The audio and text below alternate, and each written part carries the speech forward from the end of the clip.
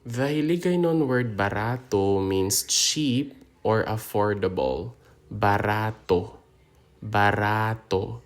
Barato ang mga prutas sa merkado.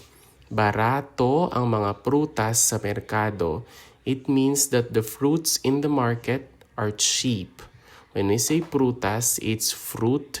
Mga prutas, it means fruits because the word mga here is a plural marker and then merkado is market. So barato ang mga prutas sa merkado. Barato ang mga prutas sa merkado. Barato nga libro ang ginbakal ko. Barato nga libro ang ginbakal ko. It means that I bought a cheap book. When we say libro, that's a book, and then bakal means buy, ginbakal is bought. Barato nga libro ang ginbakal ko. Barato nga libro ang ginbakal ko. Barato ang pamasahe sa jeep. Barato ang pamasahe sa jeep.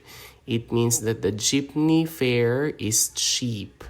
Barato is cheap, pamasahe is like the fare, and then jeep is like jeepney mode of transportation in the Philippines. Barato ang pamasahe sa jeep. Barato ang pamasahe sa jeep. Ang bayo nga barato hindi magdugay.